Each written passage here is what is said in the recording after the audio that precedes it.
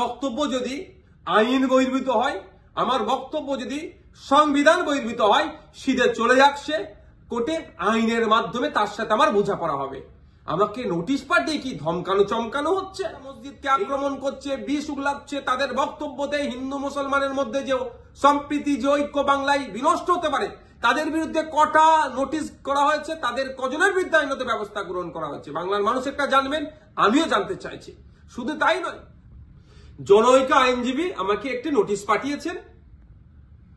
তিনি বলেছেন 48 ঘন্টার মধ্যে যদি তার ক্লায়েন্টকে আমার বক্তব্য দ্বারা নাকি মিসলিড হয়েছে এই মর্মে বক্তব্য প্রত্যাহার, ক্লারিফিকেশন বা তার নোটিশের উত্তর না দিলে আমার বিরুদ্ধে আইনত ব্যবস্থা নেবে।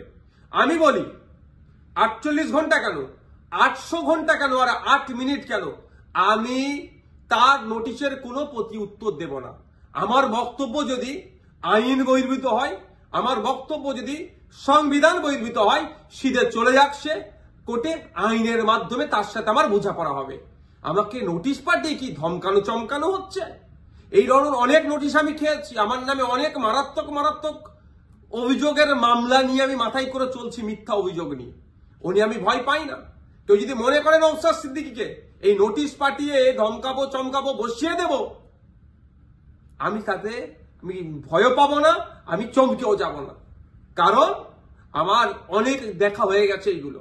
কারণ আমি বলে যাই, আর কাকতলীয় ভাবে বলছি না, এটা বাস্তবিক হয়েছে। 2019 সালে কেন্দ্রের সরকার নিয়ে এসেছিল এক বিভাজনের বিল, সিএএ। যখন আমার বড় ভাইজান পিরজাদা আব্বাস সিদ্দিকীর নেতৃত্বে সারা বাংলায় যখন বিজেপির বিরুদ্ধে আন্দোলন আমরা সংগঠিত করেছিলাম, ওই সময় গভীর রাত্রে আমাদের বাড়িতে পুলিশের দ্বারা হামলা চালানো হয়েছিল। সেই রাত্রে আমি সুপ্রিম কোর্টে এসেছিলাম, তারপরের দিনে মামলা করব বিজেপির বিরুদ্ধে, কেন্দ্র সরকারের বিরুদ্ধে। আর এখন আমরা যখন এই ওয়াকফ সংশোধনের বিরুদ্ধে মাঠে ময়দানে গণতান্ত্রিক প্রক্রিয়ায় লড়াইয়ের বার্তা দিচ্ছি এবং আইনি লড়াই করবে বলে তার প্রস্তুতি নিচ্ছি, আমাদের বাড়িতে নোটিশ চলে আসলো। নোটিশ আসুক, 100 বার নোটিশ আসুক, এতে আমি ভয় পাই না। কিন্তু এটুকু আমি বাংলার মানুষকে জানিয়ে রাখতে চাই যে যারা প্রতিনিয়ত মুসলিমদের বিরুদ্ধে কথা বলছে, মাদ্রাসা নিয়ে কথা বলছে, মসজিদ নিয়ে কথা বলছে, কোরআন শরীফ নিয়ে কথা বলছে, তাদের বিরুদ্ধে নোটিশ যাচ্ছে না কেন, তাদের বিরুদ্ধে আইনত ব্যবস্থা গ্রহণ করছে না কেন?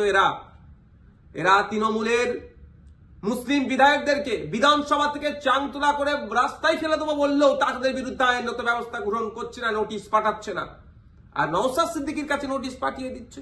ঠিক আছে, আইনি লড়াই আমি লড়ে নেব। আমার আইনের যারা বিশেষজ্ঞ আছে, সম্মানীয় বিকাশ রঞ্জন ভট্টাচার্য স্যার এবং সম্মানীয় শামীম দ্বারা কথা বলেছি, তারা আমাকে বলেছে তো আপনার কাজ হচ্ছে রাজনৈতিক লড়াই লড়ে যাওয়া, বাকি আইনি দিকটা আমরা বুঝে নেব। সুতরাং আইনি লড়াই কোর্টে আমিও বুঝে নেব। কিন্তু আমার প্রশ্ন, যারা প্রতিনিয়ত মুসলিম সম্প্রদায়কে, মাদ্রাসা মসজিদকে আক্রমণ করছে, বিষ উগলাচ্ছে, তাদের বক্তব্যতে হিন্দু মুসলমানের মধ্যে যে সম্প্রীতি, যে ঐক্য বাংলায় বিনষ্ট হতে পারে, তাদের বিরুদ্ধে কটা নোটিশ করা হয়েছে, তাদের কজনের বিরুদ্ধে আইনত ব্যবস্থা গ্রহণ করা হচ্ছে, বাংলার মানুষ একটা জানবেন, আমিও জানতে চাইছি।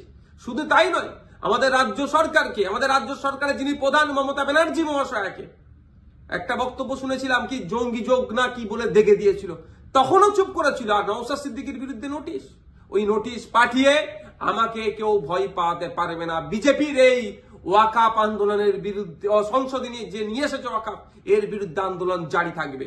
এই অসাংবিধানিক, অগণতান্ত্রিক এরা যুক্তরাষ্ট্রীয় পরিকাঠামোকে ভেঙে দেওয়ার যে সংশোধনী নিয়ে এসছে, এর বিরুদ্ধে লড়াই জারি থাকবে। যখন আমাকে খোঁচা দিয়েছে, আমি কয়েকটা প্রশ্ন বাংলার মানুষের কাছে তুলে ধরতে চাইছি এবং সর্বোপরি তৃণমূল কংগ্রেসের কাছেও তুলে ধরতে চাইছি, এর উত্তর দিতে হবে। আমরা জানতে পেরেছি বেশ কয়েকজন এমপি পার্লামেন্টে অনুপস্থিত ছিল, তাদের বিরুদ্ধে তৃণমূল কংগ্রেস দলগতভাবে কি ব্যবস্থা গ্রহণ করছে, কি নোটিশ পাঠাচ্ছে, কি শোকজ করছে, তাদের বিরুদ্ধে কি অ্যাকশন নেবে, সেটাও পাবলিক ডোমিনে দিতে হবে এবং কি নিচ্ছে সেটাও যেন জানানো হয়। দ্বিতীয় হচ্ছে, যারা পার্লামেন্টে উপস্থিত ছিলেন, টোটাল আমরা যতটুকু জানা আছে পার্লামেন্টে দুটো কক্ষ মিলিয়ে, লোকসভা রাজ্যসভা মিলিয়ে তৃণমূল কংগ্রেসের এমপির সংখ্যা প্রায় 42টি। এই 42 জনের মধ্যে কতজন ভোটাভুটিতে অংশগ্রহণ করেছে এবং যারা ভোটাভুটিতে অংশগ্রহণ করেছে কতজন ওয়াকফ সংশোধনী বিলের বিরুদ্ধে ভোট দিয়েছে না অন্য কোথাও ভোট দিয়েছে, সেটাও পাবলিক ডোমিনে পাবলিশ করা হোক, অর্থাৎ জনগণের সামনে তুলে ধরা হোক। তাহলে দুধকে দুধ পানিকে পানি হবে। নাহলে এই ধরনের ঘটনা ঘটতে পারে যে উপস্থিত ছিল ভোট দানের সময়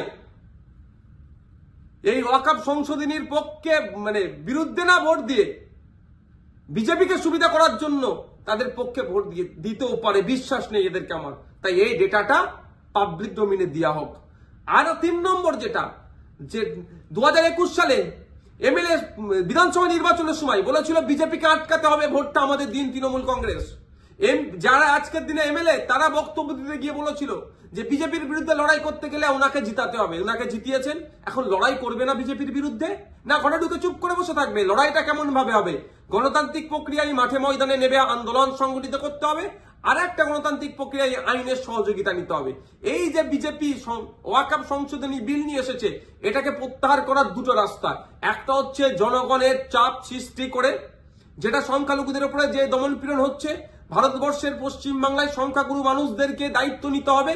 এই সংখ্যালঘুদের উপরে যে দমনপীড়ন নেমে আসছে সেটাকে প্রোটেক্ট কিভাবে করবে, অর্থাৎ মাঠে ময়দানে সংখ্যালঘু থেকে শুরু করে সংখ্যাগুরুরা মিলে আন্দোলন সংগঠিত করবে, জনপ্রতিনিধিদেরকে সামনে রেখে সাথে নিয়ে একটা দিক। আর একটা হচ্ছে সুপ্রিম কোর্টের দ্বারস্থ হয়ে আইনের মাধ্যমে এই যে নতুন আইন তৈরি করতে চলেছে, এই আইনটাকে রদ করা।